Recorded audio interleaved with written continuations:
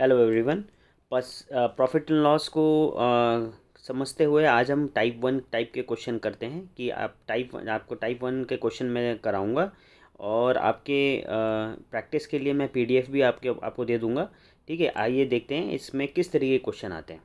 ठीक है, तो यहाँ पर टाइप वन में इस तरीके क्वेश्चन में देखिए, क्वेश्चन आप देख लीजिए। क्वेश्चन कहता है कि on selling a bicycle, question number two देखेंगे। On selling a bicycle for 1200 a seller loses 10%। ठीक है, for what price he will lose 19%।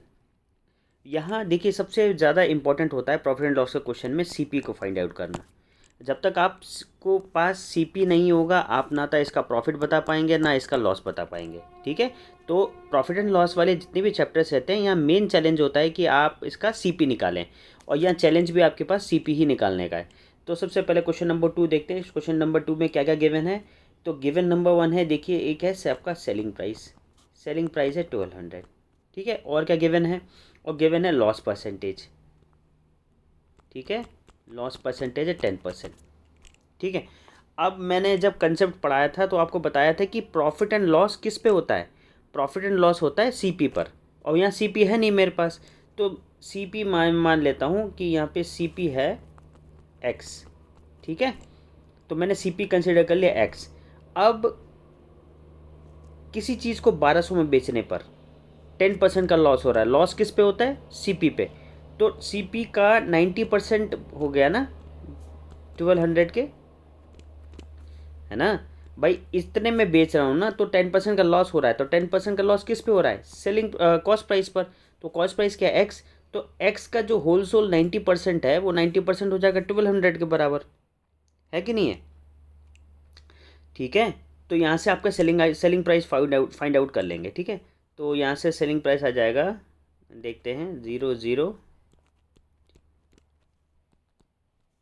तो सेलिंग प्राइस आ रहा है कुछ आपका 4003।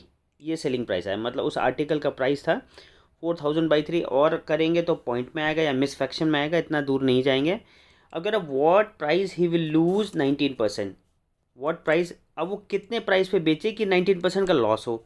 तो 19% का लॉस करने के लिए आपको, अब देखिए, अब आपके पास सीपी आ गया।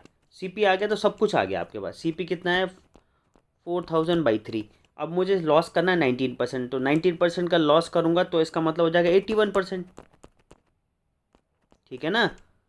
यहाँ से इस स्टेटमेंट की हेल्प से आपने निकाला पहले सीपी, और फिर सीपी में 10% 19% लॉस। तो 19% लॉस कितना हो जाएगा भाई, सीपी का 81%। भाई जितना प्रॉफिट पड़ता है तो उतना 100 में जोड़ के प्रॉफिट निकालते हैं, और जितना लॉस करते हैं उतना 100 में माइनस करके लॉस निकालते हैं। ठीक है, ये कल मैंने कंसेप्ट में बताया है। आप एक बार कंसेप्ट का वीडियो देखेंगे तो आपको कंसेप्ट समझ आएगा कि ये 81 क्यों कर रहा हूँ मैं, है ना। तो ये समझ में आ जाएगा। ठीक है आपको, तो आप इसको सिंपली सॉल्व करेंगे तो ये आ जाएगा 1080।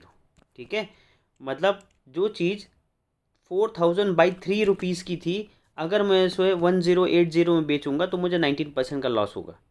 ठीक है, यहाँ मैं फिर समझा रहा हूँ आपको, यहाँ मेन चैलेंज होता है आपका कॉस्ट प्राइस को निकालने का। ठीक है, ये कंसेप्ट से मैं समझा रहा हूँ मैं, तो थोड़ा सा बड़ा हो जाएगा। आप प्लीज़ पेशेंस बना के रखें। जो बच्चे पहली बार पढ़ रहे हैं उनके लिए बहुत यूज़फुल होने वाला है ये वीडियोस। ठीक है, आप देखते हैं दूसरा क्वेश्चन। दूसरा क्वेश्चन एक प्रॉफिट वाला देखते हैं, एक लॉस वाले देख लिया, एक प्रॉफिट वाला देखते हैं।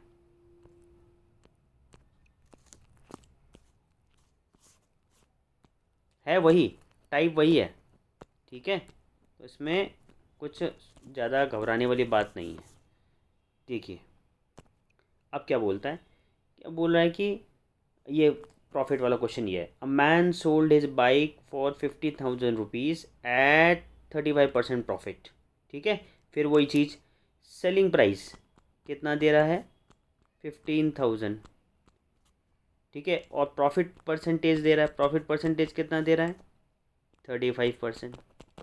ठीक है, प्रॉफिट देखिए, ये प्रॉफिट जो कह रहा है ना, ये 35% प्रॉफिट, ये प्रॉफिट किस पे होता है, ये हमेशा सीपी पे होता है। प्रॉफिट प्रॉफिट और लॉस हमेशा सीपी पे होते हैं।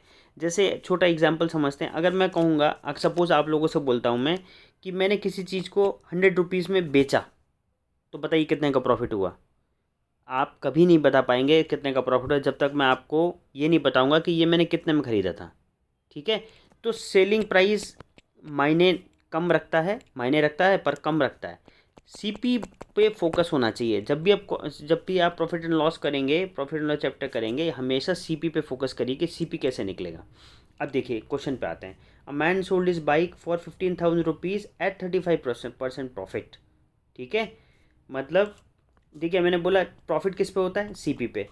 तो सीपी का 35% प्रॉफिट हो रहा है 15,000 में बेचने से, तो सीपी का 135% हो जाएगा 15,000 रुपये। ठीक है,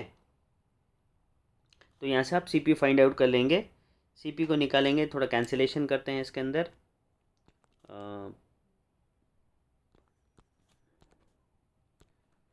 ठीक है, और कितने से कटेगा ये,